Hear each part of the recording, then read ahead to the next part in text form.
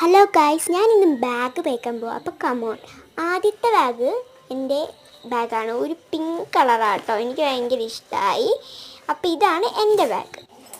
അടുത്തത് ഇത് എൻ്റെ അനിയൻ്റെ ബാഗ്. സ്പൈഡർമാൻ്റെ ആട്ടോ. ബ്ലൂ കളറ് ആണ് കേട്ടോ. ഇതാണ് എൻ്റെ അനിയൻ്റെ ബാഗ്. പിന്നെ നെക്സ്റ്റ് അനിയൻ്റെ കിറ്റ് ഇതാട്ടോ.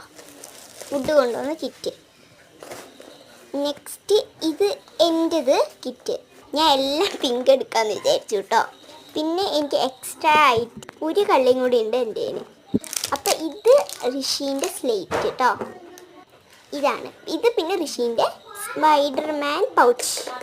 ഇത് ഋഷീൻ്റെ ബോക്സ് ആട്ടോ. ഋഷീൻ്റെ ബോക്സ് ഇതാട്ടോ. അപ്പോൾ ഞാൻ ബാഗ് പാക്ക് ചെയ്യുന്നതാണ്. ഋഷി വന്നു.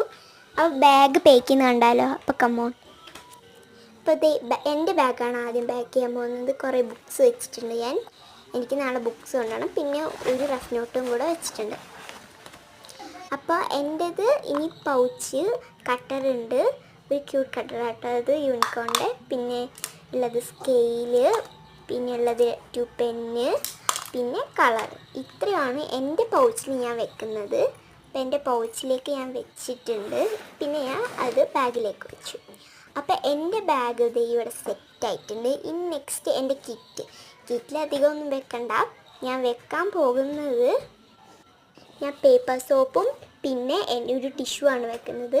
അപ്പോൾ എൻ്റെ ഇത് ഫിനിഷായി. പിന്നെ ഒരു റെയിൻ കോട്ടും കൂടെ വെക്കുന്നുണ്ട്. പിന്നെ അനിയൻ്റെ പൗച്ചിൽ ഞാൻ ഒരു ക്രയോൺസ് മാത്രമേ വെക്കുന്നുള്ളൂ. അവന് ബോക്സിൽ വേണമെന്ന് പറഞ്ഞു. അപ്പോൾ ഞാൻ ഒരു പെൻസിലും കട്ടറും പിന്നെ ഒരു ഇറേസർ, ടയറിൻ്റെ ഈ ഇറേസറും കൂടെ വെച്ചെടുക്കുന്നുണ്ട്.